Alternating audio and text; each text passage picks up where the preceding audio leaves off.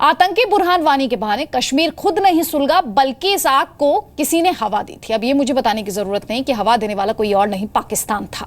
भारत के इस दावे का अब जिंदा सबूत भी दिख गया है। कश्मीर में आतंकी संगठन लश्कर ए तैयबा का commander in chief Abu Dujana कल पुलवामा में हुर्रियत की रैली में देखा गया, लेकिन आतंकी हाफिज सईद का ये अमीर हुर्रियत की रैली में गीदड़ की तरह छिपते हुए मुंह छिपाकर भाग गया।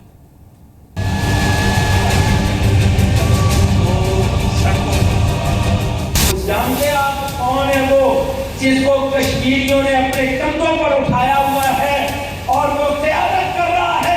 वो लश्कर ए तैयबा का अमीर है।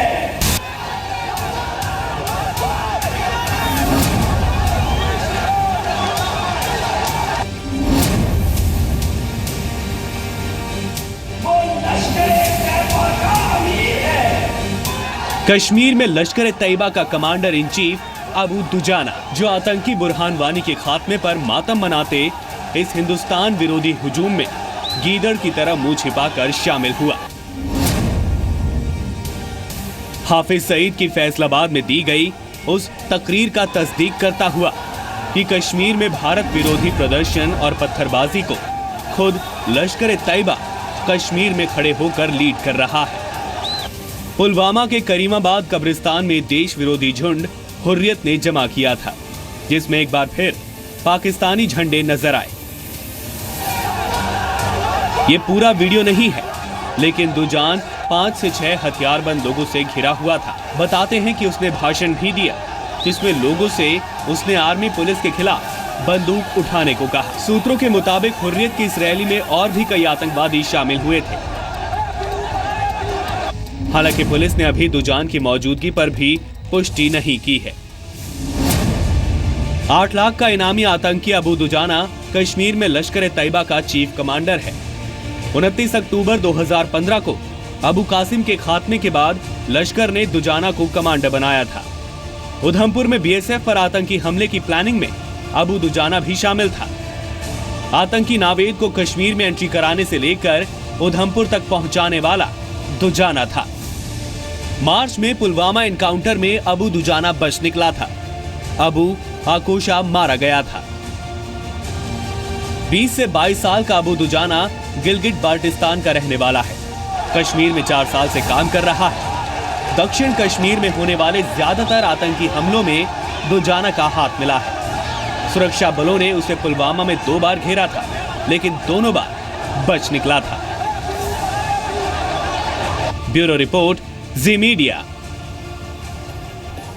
और आपको बता दें कि कश्मीर में सुरक्षा बलों को निशाना बना रहे आतंकी अब कश्मीरी आवाम को भी धमका रहे हैं। आतंकियों ने दहशत कायम करने के लिए कश्मीरी लड़कियों को धमकी दी है। एक पोस्टर में लड़कियों को धमकी दी गई है कि अगर स्कूटी लेकर घर से निकली तो उन्हें स्कूटी समेत जिंदा आग के हवाले कर दिया जाएगा। 9 जुलाई से आज 1 अगस्त 24 दिन हो गए। आम कश्मीरी नहीं चाहता कि अब पत्थर चले। डल झील में शिकारे काम पर लौटना चाहते हैं। श्रीनगर के दुकानदार दुकान पर लौटना चाहते हैं। महीना हो गया एक ढेला कमाए हुए, लेकिन पत्थरबाजी में पिसते आम कश्मीरियों की एक कसक अलगाववादियों से हजम नहीं हो रही। इसका जिंदा सबूत है ये पोस्टर। संगबाज एसोसिएशन नाम से पोस्टर श्रीनगर के सिटी सेंटर पर लगाया गया, जिसके बाद से आतंकियों की नई दहशत पैदा हो गई है। पोस्टर में कश्मीरी लड़कियों को धमकी दी गई है कि स्कूटी हरगिज ना चलाएं। अगर इस हिदायत के बावजूद स्कूटी चलाती देखी गई तो उन्हें स्कूटी समेत जिंदा जला दिया जाएगा। पोस्टर जारी करने वाले संगबाज एसोसिएशन को श्रीनगर में सुरक्षा बलों पर पथराव करने वाले पत्थरबाजों का संगठन बताया जा रहा है। पोस्टर में किसी अलगाववादी का नाम नहीं है। इस नए फरमान के बाद लड़कियों में दहशत है।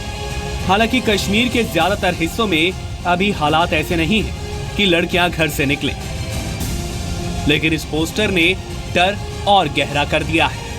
पोस्टर में लड़कियों को ही नहीं, दुकानदारों, कारोबारियों को 6 पॉइंट में धमकी दी गई है।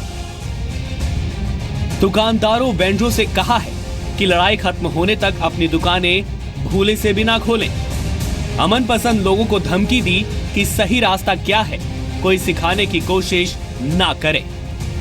मस्जिदों से भी कहा गया कि हर नमाज के बाद मस्जिद से कश्मीर के नारे जरूर लगवाएं।